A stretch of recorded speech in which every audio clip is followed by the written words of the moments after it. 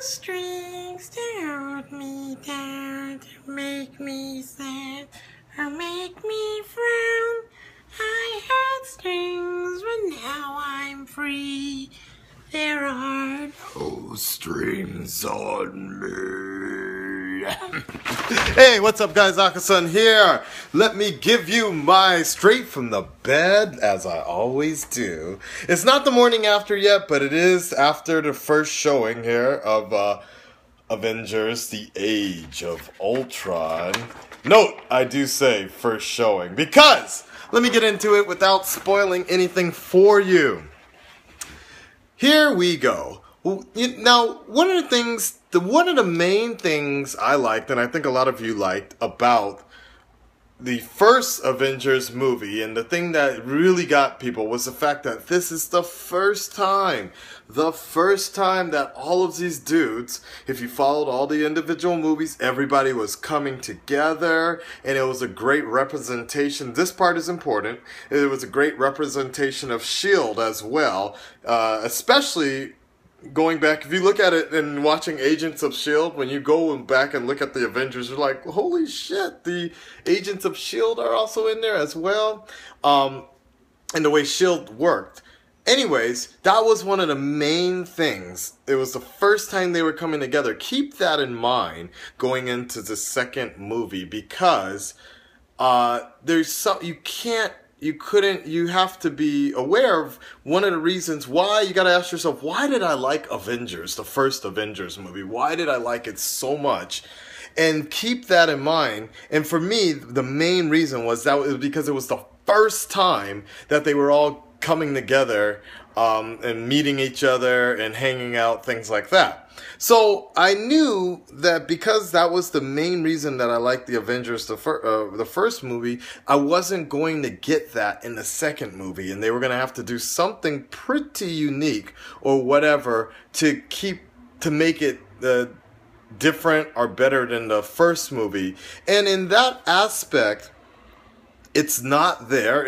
I don't think the second movie has that same, like, oh my god, this is gonna be like all the here meeting here. But without spoiling it, though, they do have elements that make it, by the end of the movie, you feel like, okay, there's something new about the Avengers now. A new beginning, so to speak, kind of.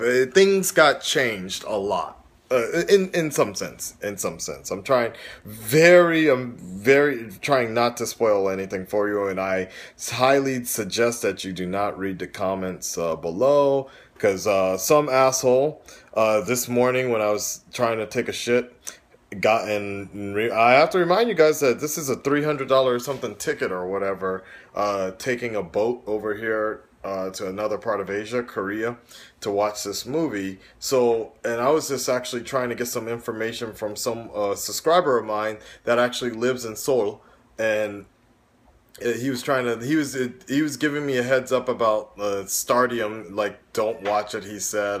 It's a little darker than that. And I ended up watching it IMAX 3D, which even in IMAX 3D, it's the screen's darker, which I don't like, and I actually got a headache at the end of the movie. But that tends to happen with me with watching IMAX movies in 3D. It's just the 3D gets too jarring sometimes. But this was actually IMAX 3D with a side of 4DX. It didn't have everything. It didn't have the moving and the shaking, but it did have the flashing lights.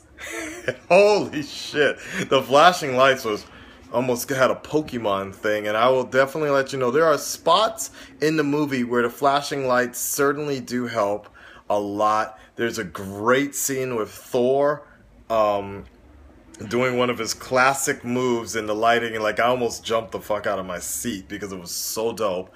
Then there's another element of the first Avengers movie that I liked a lot, and this is the aspect, and that aspect is in the Age of Ultron throughout the whole movie is the fact that, again, it's not the first time they're all meeting, so they've already been well established, and I like the fact that from the beginning of the movie until the end, they're actually working as a team at this point, pretty much. They sometimes get tested, and they sometimes sometimes get tested and almost look like they're going to split apart or whatever.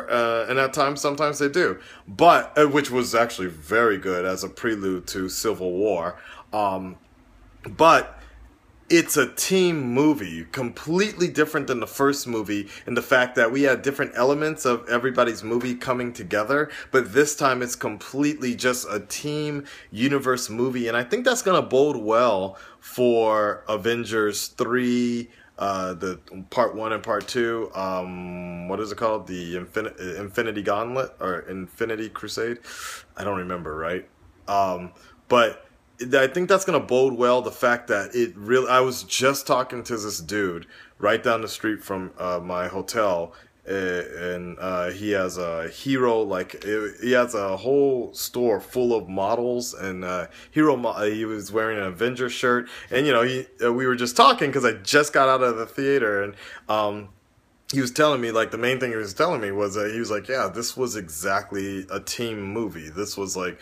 They had individual moments, but for the most part, even those individuals, when they were talking about the team. There's a lot going on.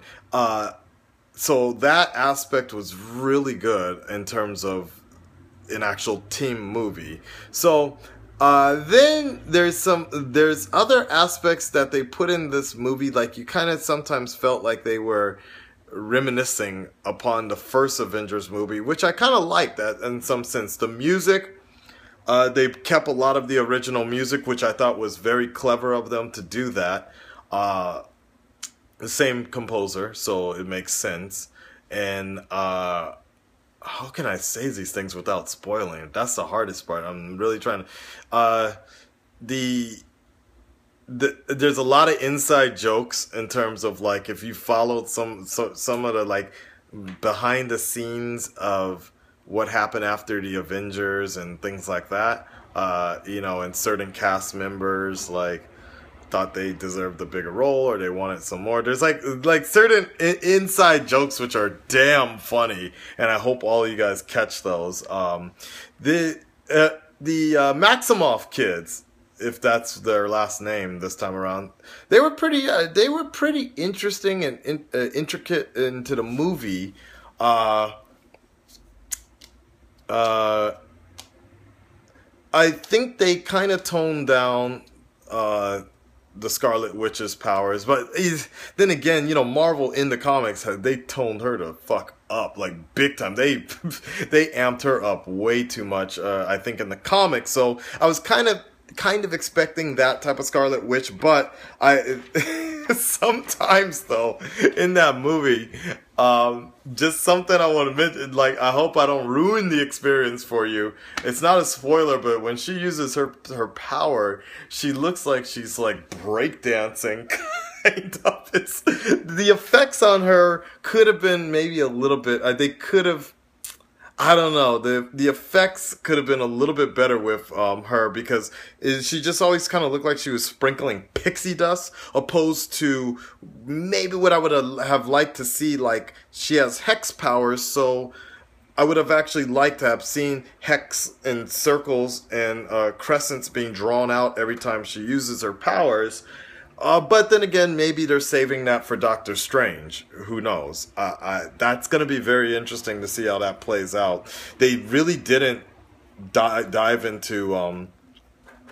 That was kind of weird. I mean, I know Marvel can't use the mutant word, and so they just were calling them enhanced superheroes or enhanced people, and they were experimented on, as seen at the end of the Winter Soldier. So, you know, this part was interesting. What else can I say? The thing about, and you know, I don't like, even if this were me watching this review, I wouldn't, and I'm about to watch the movie, I probably wouldn't be watching this. I wait till you guys watch the movie first,